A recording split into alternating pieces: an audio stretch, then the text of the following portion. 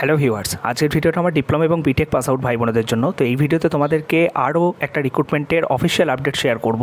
তো এই ভিডিওটাকে স্কিপ না করে শেষ পর্যন্ত দেখতে থাকো প্রপার ইনফরমেশন পাওয়ার জন্য। ভিডিওটা দেখার পরে এই সম্পর্কিত বিষয়ে তোমাদের যদি আরও কোনো কোয়ারিজ থাকে ডেফিনেটলি ভিডিও কমেন্ট সেকশনে তোমরা কমেন্ট করতে পারো। তো তোমরা দেখতে পাচ্ছ এটা কিন্তু government of India department of space Vikram Sarabhai space centre থেকে কিন্তু এই রিক্রুটমেন্ট নোটিশটা কিন্তু পাবলিশ হয়েছে। বিক্রম সারাভাই স্পেস সেন্টার এটা হচ্ছে একটা স্পেস রিসার্চ অর্গানাইজেশন, যেটা কিন্তু ইসরো হচ্ছে এর প্যারেন্ট অর্গানাইজেশন। ওকে, তো 1 তারিখে তোমরা দেখতে পাচ্ছ অফিসিয়ালি এই নোটিশটা কিন্তু পাবলিশ হয়েছে এবং যেখানে কিন্তু অ্যাপ্রেন্টিসশিপ ট্রেনিং হিসেবে কিন্তু রিক্রুট করা হচ্ছে বিটেক, হোটেল ম্যানেজমেন্ট, ডিপ্লোমা, বিভিন্ন ডিসিপ্লিনের উপর যারা আছে তারা কিন্তু এখানে এলিজিবল হবে। আর তোমাদের কীভাবে কী অ্যাপ্লিকেশন করতে হবে, ঠিক আছে, কত টাকা কী ফিজ লাগবে, কীভাবে তোমাদের পুরো প্রসিডিওরটা কমপ্লিট হবে, প্রত্যেকটা জিনিস হচ্ছে আমি ডিটেলে বলবো। কোন কোন ট্রেড এলিজিবল সেটাও কথা বলবো, তাই ভিডিওটাকে স্কিপ না করে শেষ পর্যন্ত দেখো, প্রত্যেকটা জিনিস তোমরা ক্লিয়ারলি বুঝে যাবে। ওকে, তো দেখো এখানে যারা ডিপ্লোমার ট্রেনিং আছো, ঠিক আছে, তাদের জন্য হচ্ছে 8,000 টাকা মান্থলি দেওয়া হবে, যেটা অ্যাপ্রেন্টিসশিপের যেটা নর্মালি থাকে, ঠিক আছে, পে স্কেল যেটা থাকে। আর যারা গ্র্যাজুয়েট ট্রেনিং আছো তাদের ক্ষেত্রে কিন্তু নর্মালি যেটা দেওয়া হয় 9,000 টাকা। ওকে, আর 1 বছরের জন্য কিন্তু এই যে অ্যাপ্রেন্টিসশিপটা তোমরা করতে পারবে। এবং তোমরা বুঝতেই পারছো যে এটা বিক্রম সারাভাই স্পেস সেন্টার, এখান থেকে যদি তোমরা 1 বছর একটা ট্রেনিং করো সেক্ষেত্রে পরবর্তীতে তোমাদের জব পেতে কতটা সুবিধা হবে। কোথায় দেখো, এটা তোমাদেরকে কী করতে হবে, ইন্টারভিউ হবে, ঠিক আছে, walk in interview.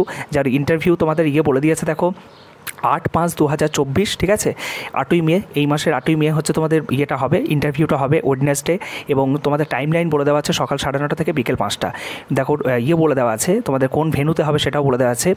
Vikram Sarabhai space centre, guest house, ATF area, valley near valley crunch, Thiruvananthapuram district, Kerala, ঠিক আছে। এখানে কিন্তু তোমাদেরকে কিন্তু করতে হবে। আচ্ছা, এখানে একটা জিনিস বলে দিয়েছে, দেখো candidates who have acquired degree diploma before 2020, those appearing for final exam result awaiting candidates and candidate pursuing ME MTech are not eligible to apply। আচ্ছা, 2020 আগে যারা পাস আউট করেছে বা যারা এই মুহূর্তে তোমরা পার্সুইং করছো কোনো একটা ডিগ্রি, ঠিক আছে, তারা কিন্তু অ্যাপ্লাই করতে পারবে না। অর্থাৎ 2021, 22, 23-এ যারা পাস আউট তারাই কিন্তু একমাত্র অ্যাপ্লাই করতে পারবে, ঠিক আছে। ওকে, নেক্সট হচ্ছে আর তোমাদের যেগুলো বলে দেওয়া আছে ইম্পর্টেন্ট ডিটেলসগুলো আমি তোমাদের বলে দিচ্ছি, ঠিক আছে। দেখো ইলেকট্রনিক্স ইঞ্জিনিয়ারিংয়ে এখানে তোমরা দেখতে পাচ্ছ গ্র্যাজুয়েট অ্যাপ্রেন্টিস হিসেবে কারা অ্যাপ্লাই করতে পারবে, যারা ইলেকট্রনিক্স ইঞ্জিনিয়ারিং নিয়ে পড়াশোনা করেছো, mechanical engineering, metallurgy, hotel management and catering technology নিয়ে যারা করেছো।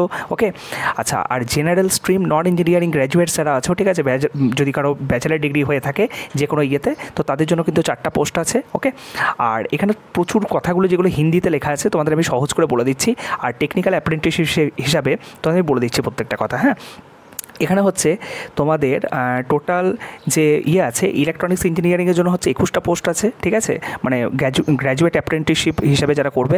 মেকানিক্যাল ইঞ্জিনিয়ারিংয়ের জন্য 15টা, মেটালার্জির জন্য 6টা, হোটেল ম্যানেজমেন্ট বা ক্যাটারিং টেকনোলজির জন্য 4টা, জেনারেল স্ট্রিমের জন্য হচ্ছে এখানে 4টা। ওকে, আর টেকনিক্যাল যেটা আছে টেকনিক্যাল অ্যাপ্রেন্টিস হিসেবে মেকানিক্যাল ইঞ্জিনিয়ারিংয়ের জন্য টোটাল হচ্ছে তোমার 30টা এবং কমার্শিয়াল প্র্যাকটিসের জন্য হচ্ছে টোটাল 19টা। ওকে, আচ্ছা, এখানে আরেকটা জিনিস তোমাদেরকে বলে রাখি, এজগুলো দেখো তোমাদের দিয়ে দিয়েছে গ্র্যাজুয়েট অ্যাপ্রেন্টিসশিপ হিসাবে তোমরা যদি অ্যাপ্লাই করো সেক্ষেত্রে কিন্তু তোমাদের UR হলে 28 বছর, OBC হলে 31 বছর, SC হলে 33 বছর, এবং এজের যে ক্যালকুলেশনটা হবে সেটা কিন্তু 30/4/2024 রেসপেক্টে only Indian nationals are eligible to apply. তুমি যদি একমাত্র ভারতের বাসিন্দা হয়ে থাকো তবেই কিন্তু অ্যাপ্লাই করতে পারবে, ইন্ডিয়ার যে কোনো জায়গা থেকে তুমি অ্যাপ্লাই করতে পারবে, ঠিক আছে।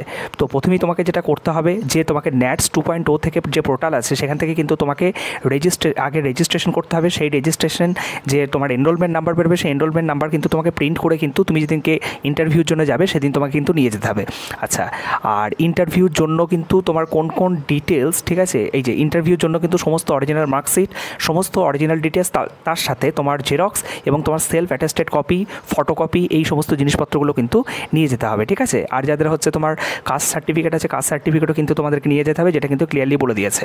আচ্ছা, সিলেকশন প্রসেস কিন্তু অন্য কোনোভাবে তুমি যদি অ্যাপ্লাই করো সেটা কিন্তু এলিজিবল হবে না এখানে, ঠিক আছে। তোমাকে হচ্ছে প্রথম রেজিস্ট্রেশন করতে হবে NATS 2.0-তে, তারপরে ওই নিয়ে ওই প্রিন্ট কপিটা নিয়ে তারপরে বাকি সমস্ত ডকুমেন্টসগুলো নিয়ে তোমাকে যে অ্যাড্রেস বললাম সেই অ্যাড্রেসে তোমাকে কিন্তু পৌঁছে যেতে হবে, ঠিক আছে। তো এছাড়া আর তেমন বলার কিছু নেই। আচ্ছা, অ্যাপ্লিকেশন ফিজের কথা যদি বলো, সেক্ষেত্রে অ্যাপ্লিকেশন কোনো ধরনের কোনো ফিজ তোমাদেরকে পে করতে হবে না, ঠিক আছে। আর এখানে তেমন ডিটেলস আর কিছু বলার নেই, ঠিক আছে। বাকি তোমরা যখন করবে, ঠিক আছে, এটা ভালো করে গো থ্রু করবে। এই যে পিডিএফটা দেখছো, এই পিডিএফটা হচ্ছে আমি আমার টেলিগ্রাম গ্রুপে দিয়ে দেবো। ওখান থেকে চাইলে তোমরা বাকি ডিটেলসগুলো পড়ে নিতে পারো। কোনো জায়গায় কিছু বুঝতে সমস্যা থাকলে বা কোনো জায়গায় কোনো অসুবিধা হলে, ঠিক আছে, এই অ্যাপ্লিকেশন প্রসেসটার জন্য তোমরা আমাকে ভিডিওর কমেন্ট সেকশনে কমেন্ট করতে পারো। আমি as soon as possible response করবো। সকলে ভালো থেকো, সুস্থ থেকো। Thank you.